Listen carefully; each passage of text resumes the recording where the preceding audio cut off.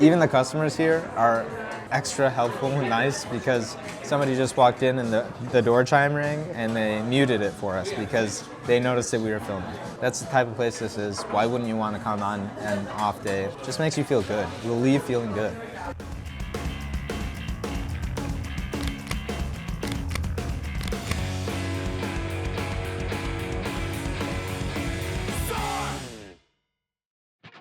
Sometimes you decide to put yourself in the weeds, take one extra shift, one extra work catering gig, and there's festivals and hospitality events all over Chicago.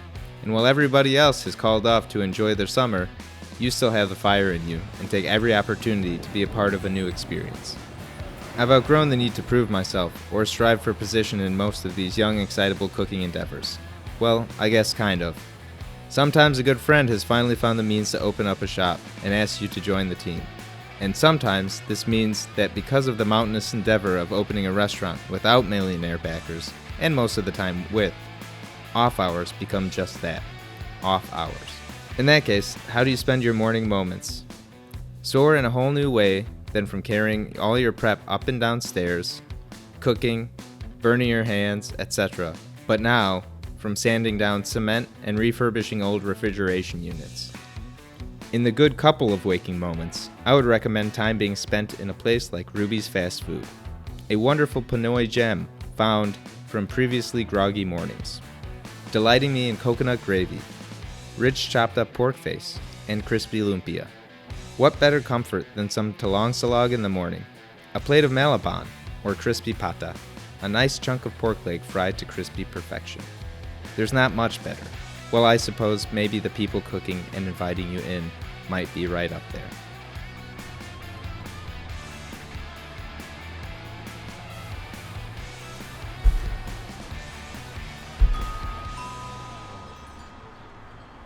Hey everyone, it's Mike again.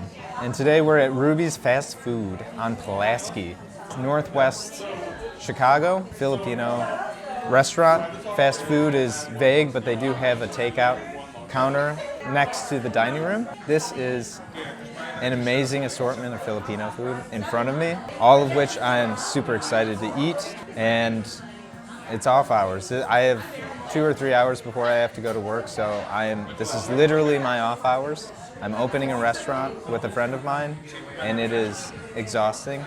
So what better way to start than being filled with delicious food? So what I'm just about to dig in is something that our wonderful server just dropped off. It is Bangsilog. So silogs are breakfast in like a breakfast plate in Filipino food. And this is milkfish, like a fried milkfish. There's some side dipping vinegar, eggs, and it's a whole half of a fish. And a giant plate of delicious garlic rice and cucumbers for health, of course. I'm going to dig in. They also were super sweet. While we were waiting for our coffee, they dropped off extra beverages, which I always have like 10, 15 beverages at all times working. My wife is constantly picking up half-open cans of LaCroix all over the apartment. I'm gonna dig into this. I could use a spoon or a fork or knife, but it's a fried fish, so I feel like using your hands is always the best option. There's a term for that in the Philippines called kamayan. In this circumstance, I kind of did that wrong, but our crew is going to have to bear with me because I don't know the correct etiquette quite yet.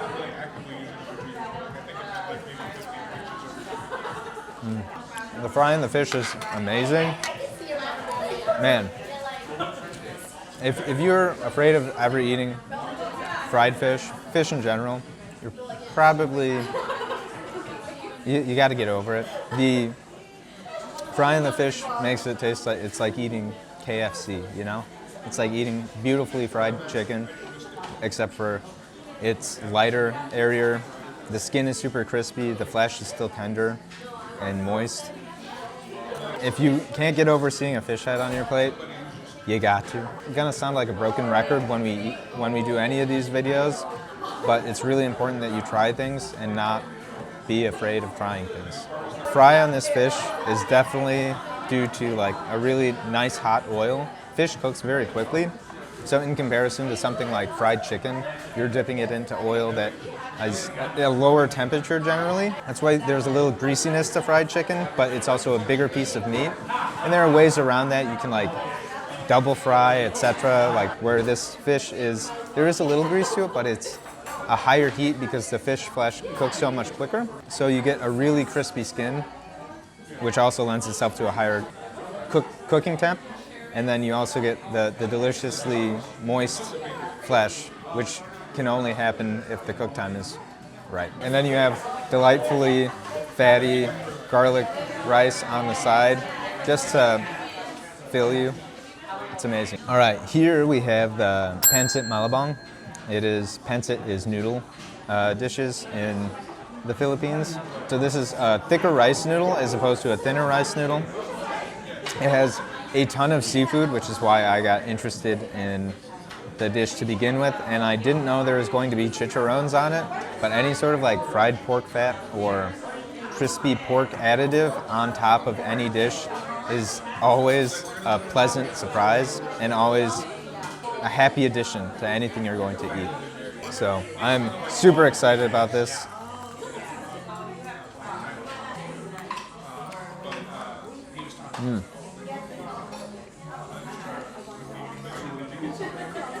As an entrance to any Filipino cuisine, at least that I've eaten, just expect a lot of flavor. Like similar to many other Southeast Asian countries, there's a lot more aggressive seasoning, like sweet, sour, etc. Just like really robust umami, savory flavors going on, and they're all seasoned so well and deliciously. Imagine Szechuan food in an entirely different way. Szechuan food punches you in the face with this aggressive chili, oil, black vinegar, herbal aggressiveness, where Filipino food is punching you in the face with a savoriness, with a sweetness, balancing both, but at the same time, it's like a full-on assault. Overall seasoning it's there to hit your tongue the way maybe a Dorito might hit your tongue, where it encompasses your mouth with a flavor. Except for in comparison to Doritos, Filipino food makes you feel good after you're done eating it. As we were just talking there, our hosts have brought out even more food. The chef wanted us to try their BBQ Chicken, which is one of their top sellers. It is glazed in a delightfully glossy sauce. And again, just showing you how amazingly hospitable Filipino culture is, and just Ruby's in general is such a special place. Around us there is tons of people, families, friends, etc., all just digging in and enjoying the incredible array of food that they have. Continuous generosity from people that we haven't met before, just being extra nice. It speaks volumes about what Ruby's is.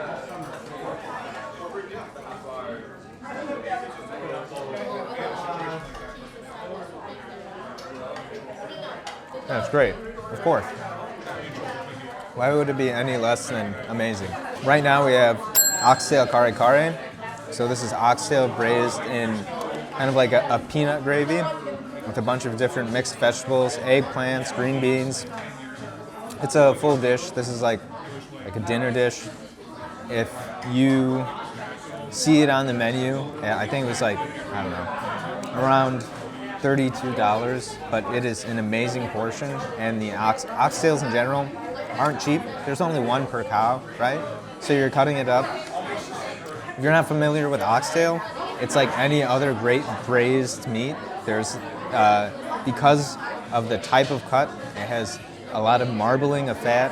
It has some connective tissue that wouldn't be good if you were to like sear it and try to eat it, but as a braised component, it is so rich and flavorful. It adds flavor to the, in this case, Karekare. The Karekare gravy adds flavor to the oxtail, and here they're cooking it from scratch. So they gave us like a 20 to 30 minute wait time, which they had out earlier than that, but they're cooking it from scratch. So you're getting an amazing dish from scratch with a really, really good product. The meat is tender, fall off the bone. The gravy is rich, peanutty. This one does not utilize bagoong, at least to my assessment, in it, but bagoong is a unfiltered fish sauce that is used pretty widely throughout Filipino cuisine. Unfortunately, I don't think I got anything that has bagoong on it. There might be a little bit of bagoong elsewhere, but this is, I believe, shrimp paste. So this is not bagoong, but this is also served with shrimp paste.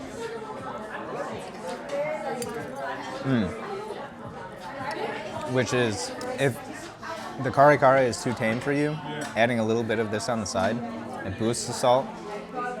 It boosts the delightful shrimp sweetness to it, and a little bit of brininess from the fermentation, and or just like the curing of the dried shrimp. It is fantastic. And it pairs perfectly with the oxtail karekare because of the richness of the karekare. The salt kind of cuts right through that, and it adds a fermented seafood umami flavor to it in the gravy. So the richness of this by itself is delightful, but a little pinch of this shrimp paste along with it makes it kind of shine over the top throughout the dish. Along with the oxtail karekare, they brought some white rice, and as opposed to the garlic rice that they offer with a lot of their Silog breakfasts, it pairs a little better because it is a little more balanced that way, because the richness of the peanut on top of like a garlic oil rice would be a little too much, maybe. I still think I would probably enjoy it, but it does make more sense as a sharing starch. And another thing, they dropped off another gift. I know we're filming in here, and that probably makes them want to be extra nice, but everybody else seems like they have giant plates of food in front of them. I mean, it's like 11, 12 in the afternoon, and this place is packed. It is a weekend, but this place is popping. I guess what I'm saying is this place is just filled with joy. I came across it one day on an off-hour day where I was just trying to look for something that was different, and my wife and I were driving past it, stopped the car, turned around, got takeout from their other side, which is equitably delicious and equitably generous with their portions. It brings you so much joy. Even the customers here are extra helpful and nice, because somebody just walked in and the door chime rang and they muted it for us because they noticed that we were filming. That's the type of place this is. Why wouldn't you want to come on an off day? It just makes you feel good. You'll leave feeling good. Most of the food that I talk about on off hours is things that make me feel good, and I think should make everybody feel good, or at least you should try them, because the hospitality of all these restaurants that we talk about is as amazing as the food and the way it makes you feel when you leave. Work is hard. Working as a chef is hard. They're doing that right now, and they're providing an amazing service. To the crew at Ruby's, you guys are the sweetest people ever, extra generous.